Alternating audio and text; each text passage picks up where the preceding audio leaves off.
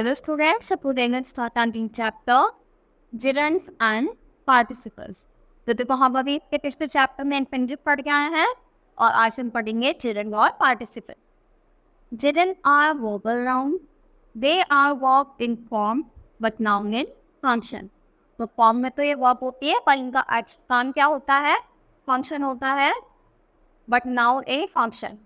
तो अगर फॉर्म की बात करें तो वर्ब है पर काम की बात करें तो ये नाउन वाला काम. They are formed by adding ing in the base form. और इनमें क्या करते हैं हम? बेस फॉर्म में यानी फर्स्ट फॉर्म में ing को ऐड करते हैं. Like infinitives, gerunds are also known finite verbs. तो देखो ये सारे क्या आप किसके पार्ट्स पढ़े थे हमने? नॉन इन्फिनिटिव वर्ब्स के. तो gerunds are nouns. They can be subject and object in a sentence. तो gerunds नाउन होते हैं और ये सब्जेक्ट का भी काम कर सकते हैं ना, और ऑब्जेक्ट दोनों ही बन सकते हैं. जैसे रीडिंग, तो देखो ing वाले सारी क्या हो जाएंगी? gerund. Reading is a good hobby, यहाँ पे सब्जेक्ट बन गया. ही लाइक्स स्विमिंग और यहाँ पर ऑब्जेक्ट. तो सब्जेक्ट और ऑब्जेक्ट दोनों ही बनने का काम कर सकता है. She is good at cooking. He kept on asking questions. So although the infinitive is a form of verb, it can be used as a noun and infinitive can be used in the place of gerund. तो हम क्या कर सकते हैं? gerund की जगह infinitive भी use कर सकते हैं. देखो कैसे? Dancing is her passion. जो डांसिंग है वो उसका क्या है? पैशन. तो ing फॉर्म आ गई तो इसलिए क्या बन गया? gerund. और to dance is her passion यानी डांस करना उसका पैशन है. तो टू डांस वाली आ गई यानी टू फॉर्म आ गई तो क्या बन गया? infinitive. ही लाइक्स पेंटिंग यानी gerund. और ही लाइक्स टू पेंट, अब यहाँ पर क्या बन गया? ये infinitive. तो सिंपल सा है, अगर ing फॉर्म है तो gerund और तो वाला होता है तो infinitive हो जाता है. The gerund and the present participle tense. So both the gerund and the present participle have the same form ing added to the base form of the verb. The gerund is a noun, but the present participle is generally used as a verb and an adjective. तो देखो क्या होता है? gerund और present participle दोनों के and में क्या होता है? ing ऐड होता है किसमें? Base form. तो running is the good exercise, gerund. और शी इज रनिंग तो क्या हो जाएगा? पार्टिसिपल. तो जब हम क्या करें पूरी डिटेल बताएं तो वो gerund और शी इज रनिंग वो दौड़ रही है तो participle. Running buses don't stop hair. तो जो रनिंग वाली बसेस है वो वहाँ पर नहीं रुकती. He doesn't like running in the morning.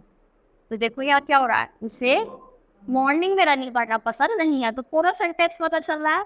तो एक इस क्या करेंगे? gerund का काम करेंगे वरना वो क्या बन जाएंगे? पार्टिसिपल. अब हम पार्टिसिपल पढ़ते हैं. A participle is a word that is partly a verb and a partly an adjective. तो क्या होता है? आधा तो वो verb वाला काम करता है और आधा adjective वाला. Verb यानी action और adjective quality. तो इसमें भी क्या होता है? present participle, part participle और perfect participle. तो opening the box, the man found a dagger. In the above sentence, the word opening qualifies the noun man as an adjective does. It is called from the verb open and has an object box. So we can say that the word opening has the properties of a verb and an adjective. It is a participle.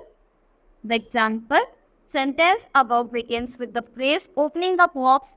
It is called a participle phrase.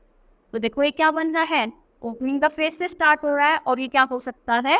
एक phrase बन सकता है जिसका अलग से कुछ meaning नहीं होगा पर सेंटेंस में करते ही उसका मीनिंग हो जाएगा.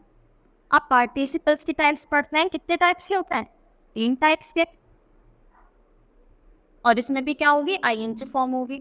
तो I write a girl singing a beautiful song. Lucy feeling unhappy, kept mum. Finishing lunch, we went out. She saw him crossing the field. Past participle, तो past यानी जो हो चुके हैं चीजें.